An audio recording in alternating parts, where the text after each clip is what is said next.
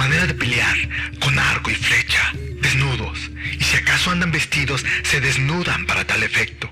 Traen su aljaba siempre llena de flechas, y 4 o 5 de ellas en la mano del arco, para aprovecharse más pronto de ellas. Pelean apartados, unos de otros, y ninguno se pone detrás del otro. Los más acometimientos que hacen es de sobresalto, estando escondidos y salen de repente. De otra arma más que arco y flecha no usan, y esta, por cierto, es harto dañosa, por la presteza que en sí tiene, que se ha visto a un soldado tener el arcabuz en el rostro y darle, antes que pudiese desarmar, un flechazo con el que le clavaron entre ambas manos. Con ellos no se ha podido pelear en guerra descubierta, porque luego huyen a la sierra y se esconden en ella. Este video nació de forma más o menos accidental. La verdad es que la primera vez que leí sobre este tema, imaginé que la información, por intrigante que fuera, estaba destinada a ser escasa. Pues muchos de los cronistas de antaño no consideraban fascinantes los temas que despiertan tanta curiosidad en nosotros. Así que, cuando descubrí que en algún punto del siglo XVII se contrataron samuráis para proteger las caravanas de plata en México y Sudamérica, me quedé con muchas más preguntas que respuestas. Preguntas como, ¿cuántos samuráis se contrataron? ¿Hubo combates? Y si los hubo, ¿cómo resultaron los choques entre las dos facciones? La verdad es que lo referente a los combates entre chichimecas y samuráis son apenas unas suposiciones armadas por los pequeños rastros de información que dejaron aquellas personas de antaño, en algunas escuetas líneas de vetustos libros. Así que buena parte de este viaje residirá en nuestra imaginación. Pero aún así, con esos pequeños fragmentos, vislumbraremos el mundo antiguo como algo complejo y dinámico, mucho más de lo que se puede imaginar inicialmente. Originalmente pensé que este sería un video corto, pero la información fue creciendo, tanto que parte de lo que descubrí tendrá que ser contado en otro video. Por ahora los dejo en este pequeño viaje, donde encontraremos en el camino ecos de antiguos guerreros, famosos por su valor en la batalla, por su ferocidad, por ser inquebrantables en el combate. Unos con espada y los otros con arco, unos reconocidos en casi todo el mundo, los otros escondidos en los montes de la historia, pero igual de feroces, quizás más testarudos y orgullosos. Los dejo con el siguiente video, esperando que ustedes encuentren el tema igual de interesante.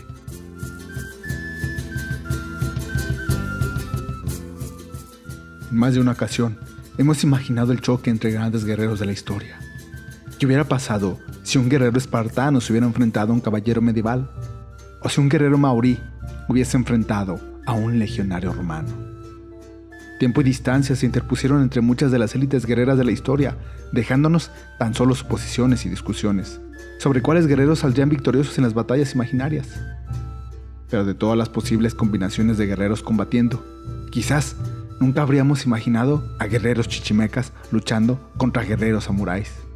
Sin embargo, es un combate que tuvo muchas posibilidades de llevarse a cabo entre los cerros de la Gran Chichimeca, en lo que es ahora el centro de México. Combates entre arco y espada, guerreros defendiendo su tierra contra guerreros exiliados provenientes del otro lado del mundo, perseguidos por sus creencias, empujados por un imperio oportunista esperando explotar las riquezas de una tierra a la que recién habían llegado. Pero ¿cómo llegaron los samuráis a México? Bueno, de esa parte de la historia sí hay bastante información.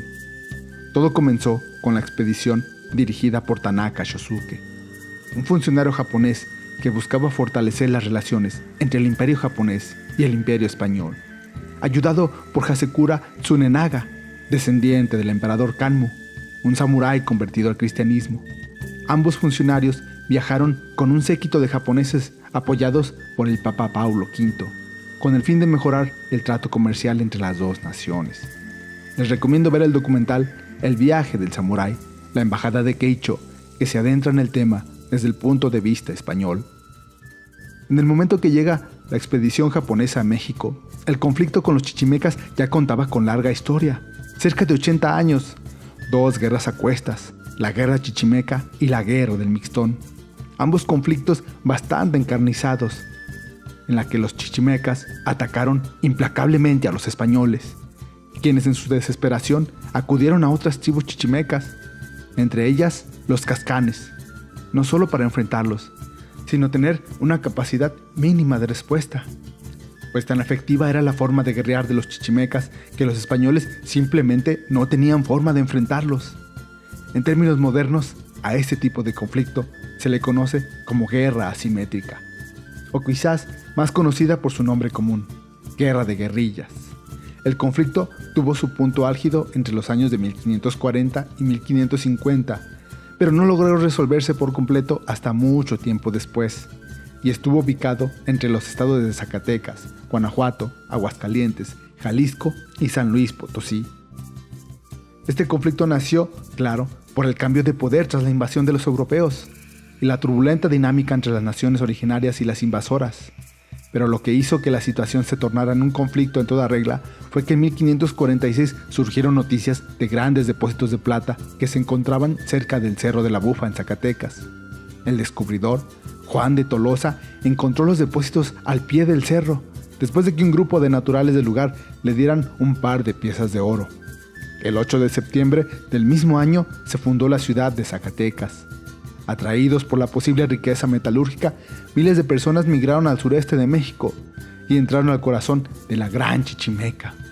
Y se establecieron cerca de las minas de San Martín, Chalchihuites, Avino, Sombrerete, Fresnillo, Mazapil y Nieves. Ya para entonces los españoles habían tratado de someter a los chichimecas. Por ese tiempo, los soldados españoles entraban a los pequeños establecimientos indígenas, capturaban a sus pobladores y los llevaban a trabajar en las minas a manera de esclavos, con lo que desobedecían las órdenes de la corona y del virrey. Después de la caída de Tenochtitlán, los españoles creyeron que el pueblo chichimeca sería rápidamente derrotado por las armas, debido a su forma nómada de vida.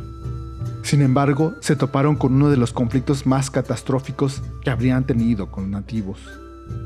Según el relato tomado por Jiménez Moreno y basándose a su vez en Gil González Dávila, describe vívidamente el terror que presenciaban los españoles al caer prisioneros por los chichimecas. Son por extremo crueles. A la persona que prenden, sea hombre o mujer, lo primero que hacen es hacerle de corona, quitando todo el cuero y dejando el casco mondo, como una corona de fraile, quitándoles asimismo los nervios, para con ellos atar los pedernales en sus flechas. Sacan en las canillas, ansí de las piernas como de los brazos vivos, y aún a veces las costillas y otras 100 crueldades. Traen colgadas por detrás las cabelleras de las coronas que quitan, y algunas han sido de mujeres hermosas, con cabellos rubios y bien largos.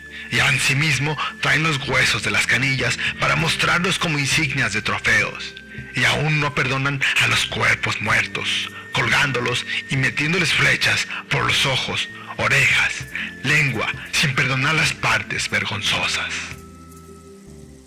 Para desgracia de los españoles, los chichimecas contaban con uno de los entrenamientos empíricos más duros que puede tener una nación, lo que los hacía unos formidables guerreros.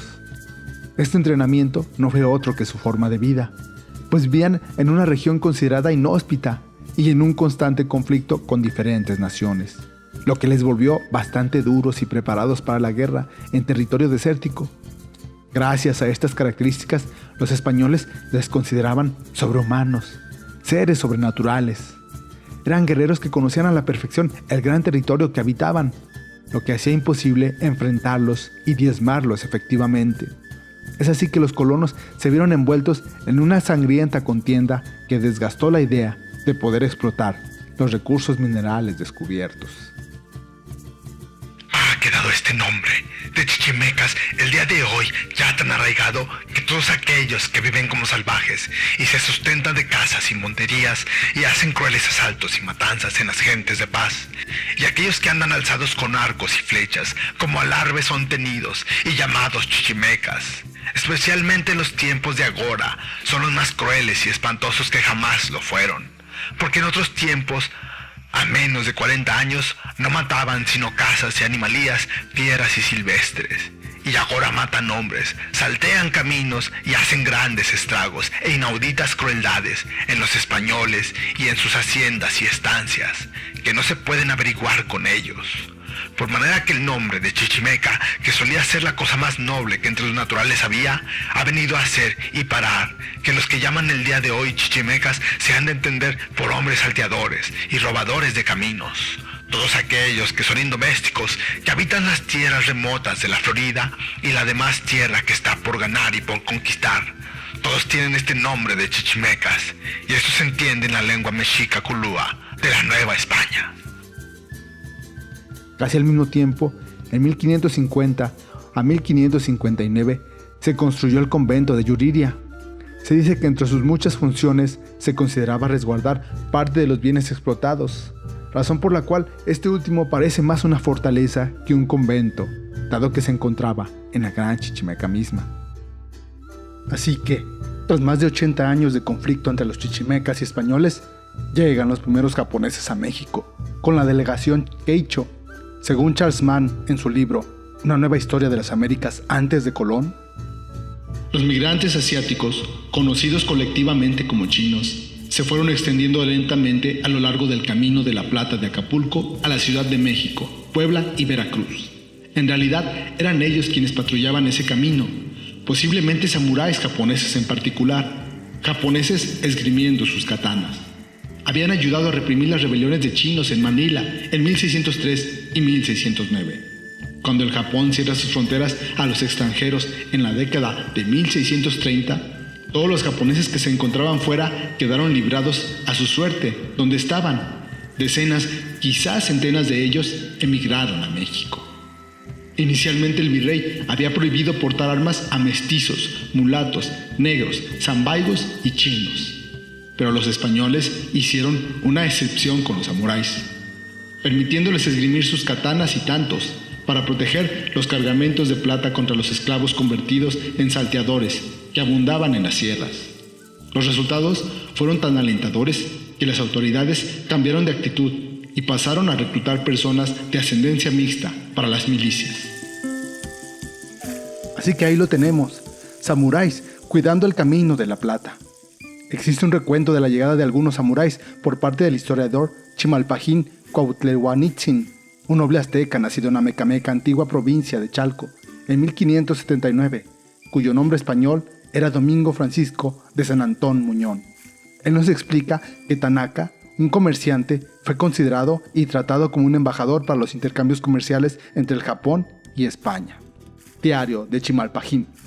Hoy, jueves por la tarde del día 16avo del mes de diciembre del año de 1610, a las 6 en punto, fue cuando quizás tantas como 19 personas de Japón, China, llegaron y entraron a la Ciudad de México. Un noble, su señor, el embajador de parte de la corte del gran regidor, el emperador de Japón, quien los trajo, vinieron a hacer las paces con los cristianos, para que nunca hubiera guerra entre ellos, pero siempre estuvieran en paz y se estimaran los unos a los otros. Así los mercantes españoles podrían entrar a Japón y ninguna persona ahí podría impedírselos. Por lo tanto, el señor virrey, don Luis de Velasco, marqués de Salinas, a quien vinieron a ver, les informó.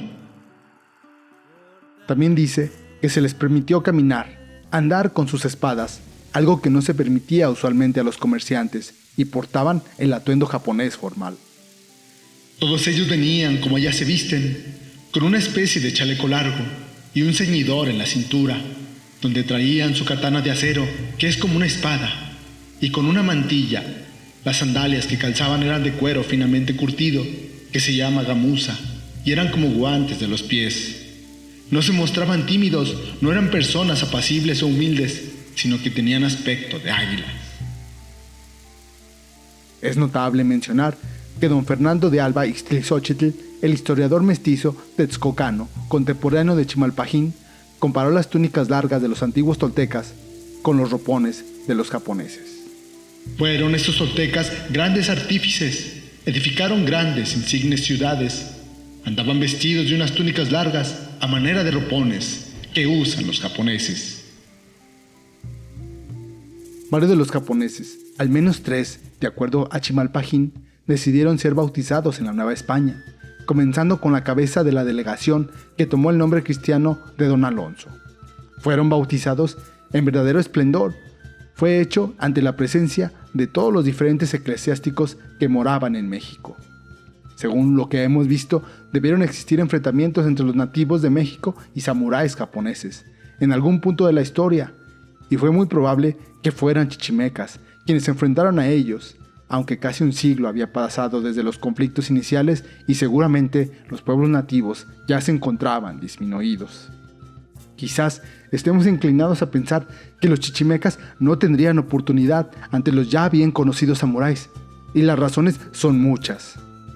Se mueven entre la visión española, que percibía a los chichimecas como meros bárbaros, que apenas si necesitaban una mención en el pie de página de la historia de la conquista, a pesar de que, paradójicamente, al final resultaron ser sus más formidables enemigos. Por otro lado, los samuráis poseen su propia mística, alimentada por la cultura moderna hasta un punto mítico. Y no me malinterpreten, yo mismo he seguido las historias de samuráis con ávido entusiasmo, desde el cine de Kurosawa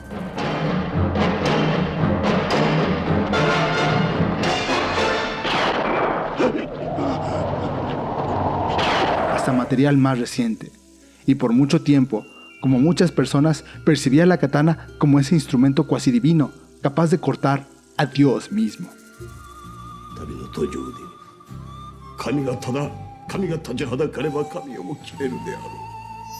El tiempo ha pasado.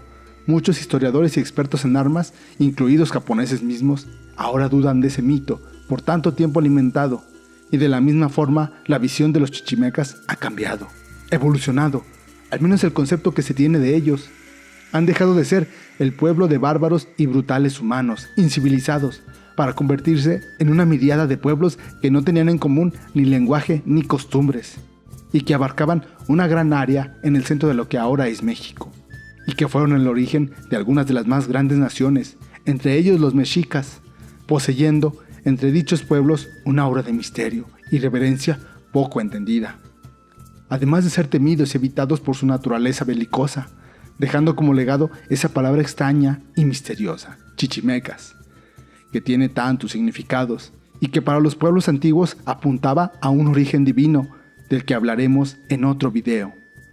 Esa palabra que demuestra cuán poco conocemos de tales naciones y que no debemos confiar por completo en las palabras de los europeos que se enfrentaron a ellos para definirla, ni para definir a los pueblos originarios. Quizás, al imaginar el encuentro entre un grupo de refinados samuráis contra bárbaros chichimecas, sea fácil anticipar el resultado. Un samurái parado silenciosamente en un cerro, rodeado de matorrales y huizaches, con la katana desenvainada cubierta de sangre, rodeado de cuerpos de chichimecas caídos a su alrededor. Pero como hemos visto, la historia tiende a ser mucho más compleja de lo que imaginamos, porque al escuchar los relatos de los europeos sobre los chichimecas, se forma una imagen completamente distinta. Unos guerreros de corta estatura, desnudos y cabello largo, valientes, atrevidos, pintados de rojo, saltando de los caminos y moviéndose como el relámpago, disparando flechas más rápido de lo que sus enemigos pueden reaccionar, acertando en el blanco, las flechas penetrando la tierna carne de guerreros extranjeros, quienes caen entre estertores de sorpresa y dolor antes de entender qué es lo que acaba de suceder. Es notable que a lo largo del tiempo, la visión de muchos de los pueblos considerados bárbaros ha cambiado para reinterpretarlos como pueblos altamente complejos y con una gran habilidad para la guerra, generalmente denominados bárbaros, por los pueblos contra los que guerreaban. Así pues, los mongoles y los celtas tienen varios paralelos con los chichimecas, como ser temidos por sus arcos, ser pueblos nómadas y bastante hábiles en la guerra, así como enfrentar a naciones en principio mucho más poderosas, y salir airosos contra todas las posibilidades en la mayoría de las batallas. Incluso los autores de fantasía reconocidos mundialmente como George R.R. Martin o Robert Jordan plasman su fascinación con los pueblos nómadas guerreros. Si han leído obras de fantasía, encontrarán que los chichimecas eran parecidos a los Aiel de La Rueda del Tiempo, o a los Dothraki de Una Canción de Fuego y Hielo, o a los Fremen de Duna de Frank Herbert. Pueblos representados como naciones descentralizadas, nómadas, ágiles y muy hábiles en la guerra, casi siempre representados por naciones rivales como guerreros bárbaros, carentes de civilización. Pero siendo realistas, la verdad casi siempre se encuentra en un punto medio. Tal vez, al final, la imagen más acertada sea la de unos samuráis tensos, esperando el asalto de guerreros que se pierden entre la maleza del monte, famosos por su rapidez y su extraordinaria habilidad con el arco. Según los registros, las patrullas conformadas por asiáticos tuvieron cierto éxito, tanto que jugaron un papel en la defensa del territorio de México en conflictos posteriores. Pero dado que los conflictos con los chichimecas no terminaron hasta mucho después, podemos asumir que hubo enfrentamientos en los que vencieron los chichimecas, en los que después de disparar sus raudas flechas se perdían en el campo, dejando a sus enemigos derrotados y preguntándose cuándo regresarían. De hecho, la paz se alcanzaría a través de la influencia religiosa, antes que de forma bélica. Así que eso nos debe dar una idea bastante sólida de que ni siquiera los samuráis fueron suficientes para doblegar la voluntad chichimeca. Ese tipo de guerra asimétrica funcionó en las naciones al norte mucho después, cuando se formaban los Estados Unidos. Muchas de las naciones al norte lograron mantener a raya a los estadounidenses en sus avances y su éxito se ha repetido a lo largo de la historia. Los celtas se enfrentaron hacia los romanos, los vietnamitas lograron enfrentar a los Estados Unidos, y es un tipo de conflicto que seguramente volveremos a ver. Por ahora debemos despedirnos de la gran chichimeca y recordar a los guerreros que cayeron defendiendo su hogar, a las naciones, a las mujeres y niños que vieron su mundo perdido y que ante el cambio que se acercaba decidieron luchar. Una lucha que aún sigue, pues no todas las naciones chichimecas han desaparecido. Pero si algo nos enseñaron las valientes naciones chichimecas es a no rendirse.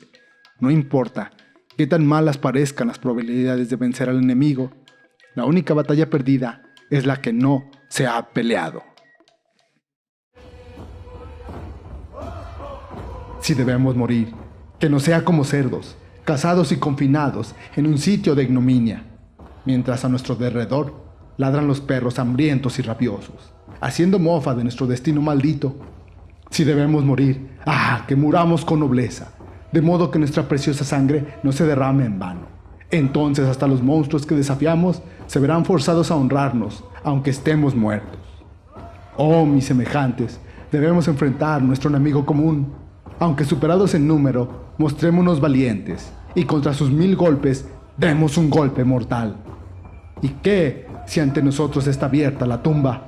Como humanos enfrentaremos a la cobarde manada asesina, apretados contra el muro, agonizando, pero resistiendo al combatir.